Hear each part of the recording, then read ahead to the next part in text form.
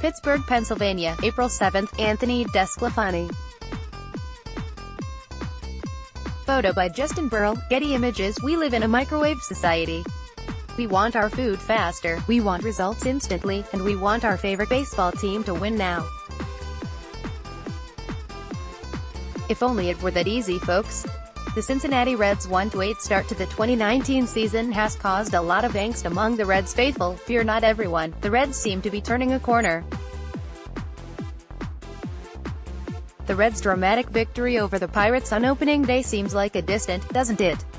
There were 44,000-plus fans standing and cheering when the team overcame an early deficit, grabbed the lead late, and held on to win. Reds country was fired, and we thought opening day was going to be a prelude to a great start. Then the bottom fell out. The game 2 days later was rained out, and the next outing put the newly acquired Sonny Gray on the mound only to get knocked around. During the next series against the defending NL Central champions, the pitching was phenomenal, but the bats fell asleep. Finally, the Pirates emerged from the most recent series with 4 straight wins, and Reds had 8 straight losses. I know, 1-8 to start the season stinks. I'm frustrated too. After getting 3 new starting pitchers, upgrading the offense, and securing a new manager with a background in analytics, the outlook for the Cincinnati Reds' 2019 season looked bright.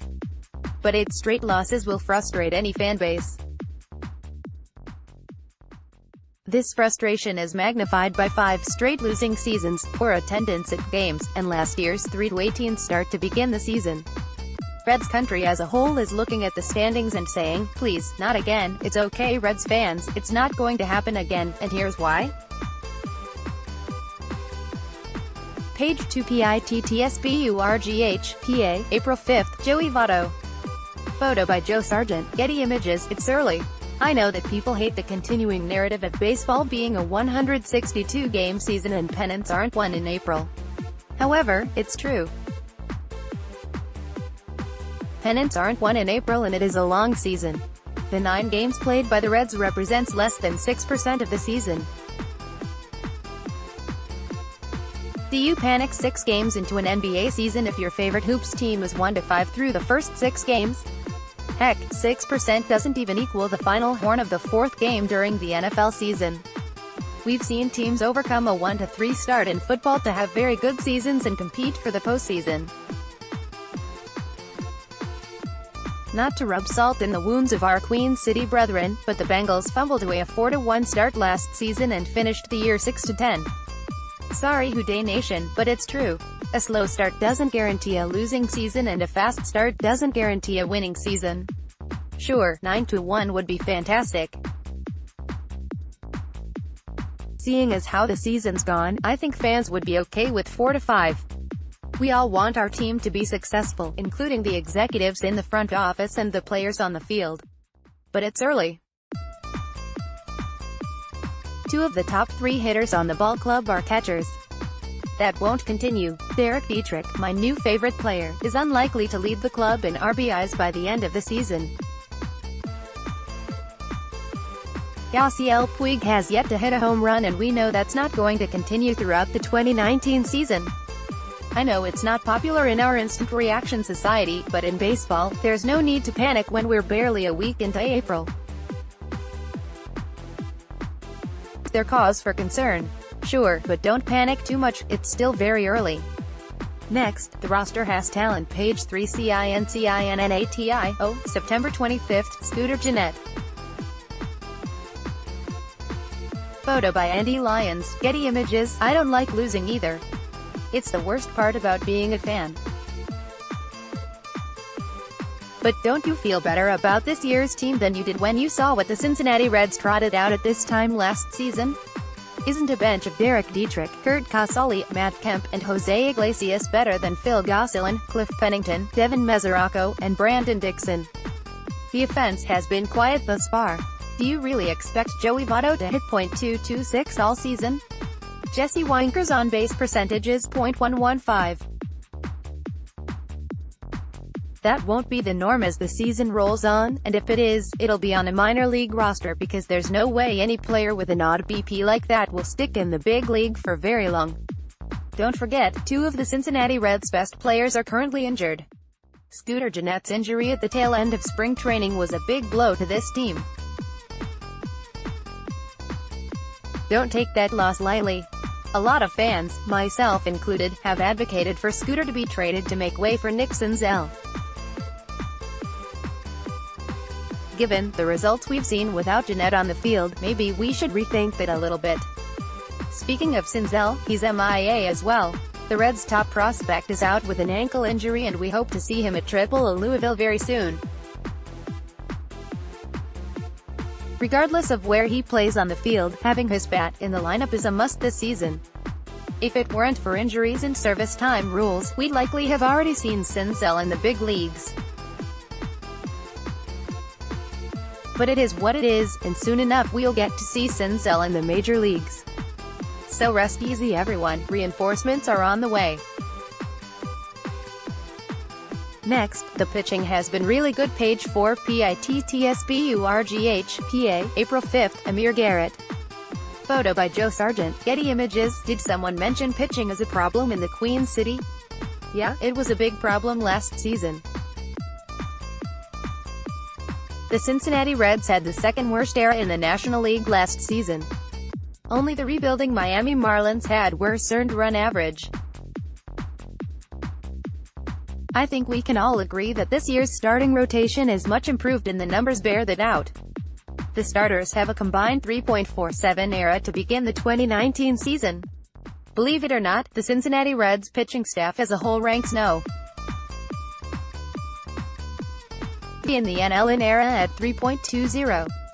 That dog'll hunt all day long. The Cincinnati Reds went toe-to-toe with one of the best teams in the National League, the Milwaukee Brewers, and kept Christian Yelich, last season's MVP, in the yard. They're the only team the Brewers have played this season that can say that. Yelich homered 4 times in 4 games against the St. Louis Cardinals. Now, I don't expect the Reds' ERA to hover around that number all season. Last year's league average was 4.02. But even if the Reds have an average group of pitchers, they'll be in every game. Poor pitching has plagued this team for years and it looks as though, for now, they've alleviated that problem.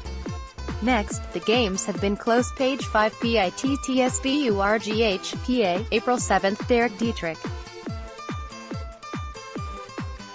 Photo by Justin Berl, Getty Images. The bats couldn't stay quiet forever, folks.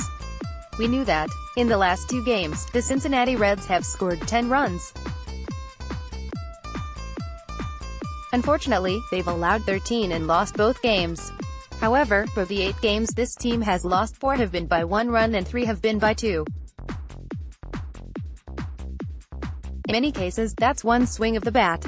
The Reds have only scored 21 runs this season, 10 of which came in the last 2 games. That's not good. The Chicago Cubs have scored 72 runs in 10 games, but the Cubbies are still in 4th place in the NL Central with a record of 3-7. Why? It's the runs allowed. Chicago may have been able to score 72 runs, but they've allowed 71. A 1-run margin won't win you many games. The Reds, however, have a negative run margin and that surely will not win you many games. But it's not as bad as you may think. Yes, -13 doesn't look good, but if it weren't for solid pitching, that number could be even higher.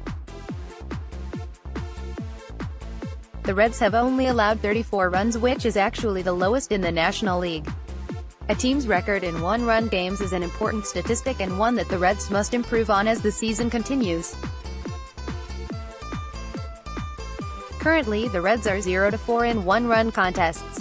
Let's hope the Reds turn that stat around and at least get to .500 over the next few weeks. Next, learning on the job. Page 6 PITTSBURGH, PA, April 7th, David Bell. Photo by Justin Berl, Getty Images. There's also a new sheriff in town. David Bell is managing in the big leagues for the first time and there's bound to be some struggles. This is a learning process for him and his new team. For those people who want to say that's what spring training is for, I thought spring training stats don't count. More from blog Red Machine. Nothing is going to simulate what it's like for a manager to fill out his lineup card during an actual game. Nothing can prepare you for what it's like to make a decision to pull a pitcher or leave him in when the game really counts. It's easy to make those decisions during spring training, but it's a whole new ballgame when the regular season begins. David Bell is finding that out right now, and Reds fans need to be patient with him. I know that not everyone agrees with the new analytical approach to baseball, but you can't argue with results. The last two World Series champions relied heavily on analytics. The Boston Red Sox and Los Angeles Dodgers, both very analytics-driven teams, were in the World Series last year. The Houston Astros, also a team very dependent on analytics, won in 2017. Like it or not, that's the direction the sport is headed. Bell is still learning his players' tendencies, abilities, temperament, etc. You're not going to learn all of that during a 6-week period in Arizona. There's going to be some on-the-job learning that goes along with his new gig. He has the makeup and the acumen to be a very good major league manager. Don't give up on him just yet. Also, for the small faction of fans who want David Bell fired or think he won't last beyond the season, I've got nothing for you. Next, other teams are struggling too. Page 7. The Reds aren't the only teams struggling. The Cincinnati Reds were expected to be competitive this season. Some prognosticators had the team making a playoff push, others had them finishing around .500, and a few thought they'd improve but not by much. No one expects this year's team to have a worse record than they did last season. Don't worry, they won't. If it weren't for two late rallies, the Boston Red Sox, the last year's world champions, would be sitting at 1-10. As it is, the Sox are 3-8, tied for last place in the American League East, and sport a -26 run differential. That's the worst in Major League Baseball. How about our friends from the north side of Chicago? How are the Cubbies doing this season? Not very good. We talked about their one-run differential earlier. While their 72 runs scored is third in all of Major League Baseball, their 71 runs allowed is the worst in the National League. Only the aforementioned Red Sox have allowed more runs this season. The Colorado Rockies made the postseason in 2018. They're struggling out of the gates with a 3-8 record. The Washington Nationals, who grabbed the most coveted starter on the free agent, are 4-5. Both the New York Yankees and the St. Louis Cardinals, picked by many to win their respective divisions, are 5-5. Next, Reds' top 5 one-and-done players of all time. Losing stinks, folks, there's no two ways about it. But it's early and your Cincinnati Reds are only 6 games back of the division-leading Milwaukee Brewers. The Reds welcome the visiting Miami Marlins to Great American Ballpark, and winning a series against one of the worst teams in baseball could go a long way towards turning the team's season around. Don't panic just yet.